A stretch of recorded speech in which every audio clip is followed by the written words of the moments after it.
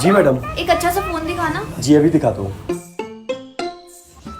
ये लो madam, iPhone 14 pro max. IPhone कितने का है? ये सिर्फ 1.5 लाख रुपए का। 1.5 लाख रुपए? पर मेरा बजट तो सिर्फ 25,000 का था। अरे कैसी बातें कर रही हो मैडम, आप जैसी सुंदर लड़की के हाथ में 20-25 हजार का फोन अच्छा थोड़ा ना लगेगा। आप एक काम करो, ये 25,000 मुझे दो। इस 25,000 की मैं इसकी डाउन पेमेंट कर देता हूँ, ठीक है? बाकी आपकी मैं 18 महीने की किस्तें बना देता हूँ। EMI? पर मैं तो कुछ कमाती नहीं हूँ, तो मैं EMI कैसे भरूंगी? अरे मैडम आप आओ मेरे साथ, मैं बताता हूँ कैसे भरोगे। आओ।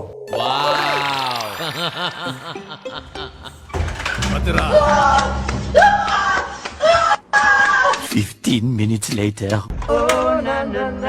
चलिए मैडम। मैडम आपकी एक किस्त आ गई है, अब 17 बची है, ठीक है?